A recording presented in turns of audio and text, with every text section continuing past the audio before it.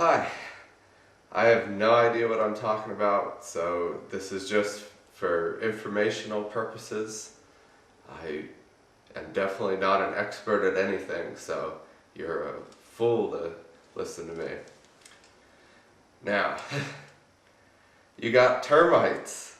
Oh man, that sucks. Oh, I know how you feel.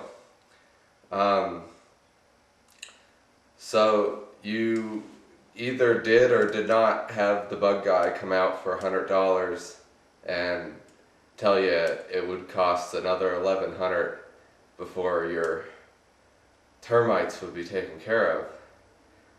Now, that's a bit shocking to a lot of people.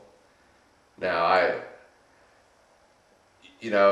if you really want to get everything taken care of, because they'll guarantee it, and they better for $1,000, but you probably, depending on how bad it is, and no matter what, it's real easy to do what they're going to do. What you really want to do is you want to get Termidor, and you want to watch a video on its application on YouTube, just like you're watching this one. And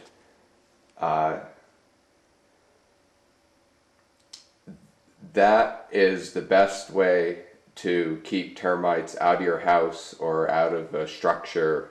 But sometimes, you can't do that. There's definitely lots of different reasons why you wouldn't be able to dig a trench around the structure. There's definitely reasons. So let's spot treat. Let's stop the damage.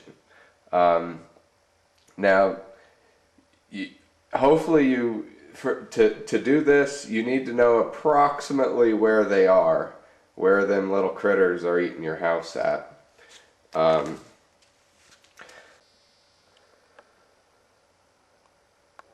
What you're going to want to do is price shop around for premise foam. That's what you really want, because that'll work on like just about anything. And depending on what you're using it for, you'd use different types of application methods, but for our particular case, we're assuming that you have some termites coming out of the wall. So you're going to want to get foam, so that because that's a very effective way to fill up the inside of the wall and get them to stop tearing your house down. So that's definitely what you want.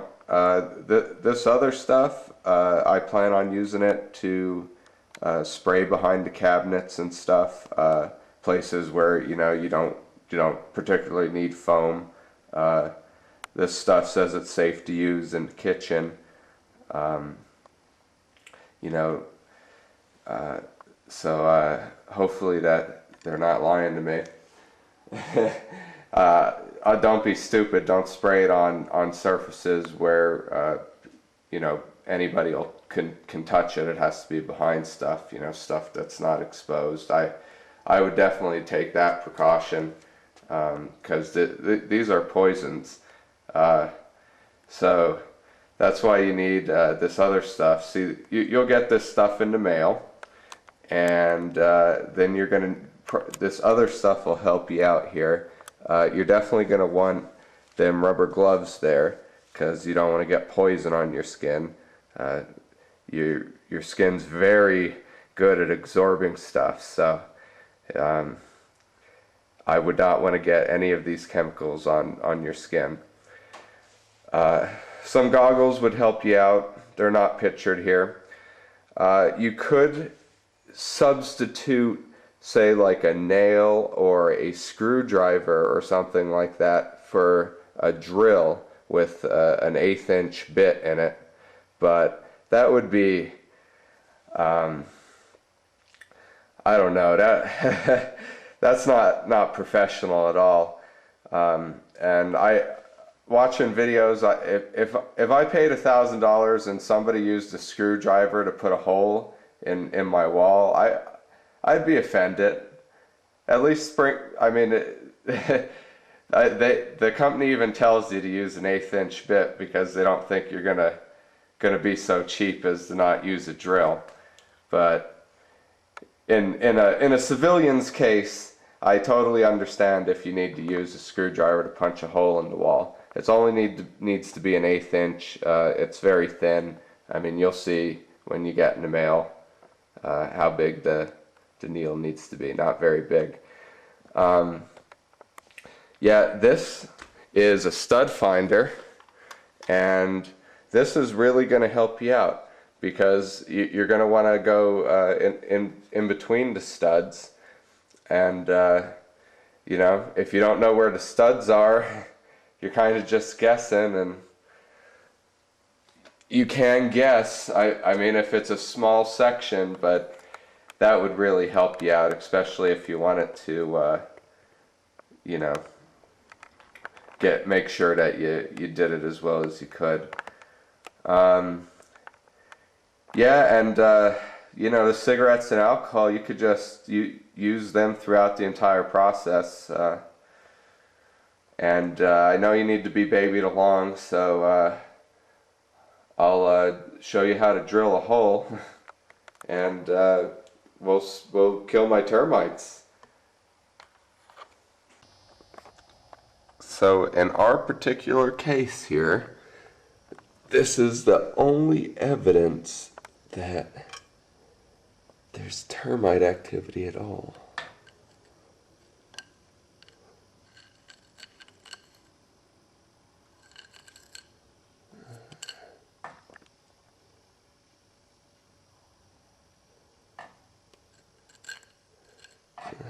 This is part of a mud tube. It used to be better constructed before I destroyed it, but it looks like dirt. And before anybody knew what was going on, it was the winter time, and when the wind would blow a lot, dirt would come in from under here. So if you have an unusual amount of dirt coming in from underneath your heater, or perhaps by the window or something, you might want to really look a little bit closer and look for some termite activity. Now, under normal circumstances, you'd want to go out on the other side of this wall, on the other side of the house, and look for more mud tubes. And I'd show you them, but there are none. And I mean, there isn't too much to look for around the structure, and I don't know how these guys are getting in, but they're definitely getting in here somehow. So approximately right here is about the middle. Now I'm only going to want to be about maybe a foot off the ground. Yeah, I mean, termites like to live in the ground, so you'd expect them to be low. And there's always a little bit of danger when you're drilling into the wall because you don't really know what's behind there. But just be real careful, and as soon as, like this, the drywall isn't very thick, so as soon as you start to pop through, like, let off the throttle a little bit, and you know, don't stick it in there and into a wire.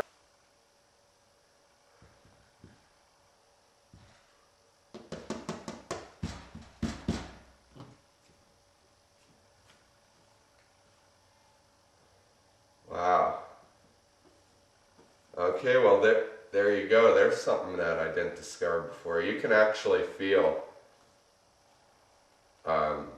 there's definitely some structural damage in there.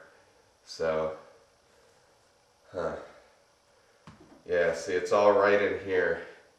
So that's a pretty good indication that that's where your termites are, if you can push in on the wall and it just kind of goes in like that.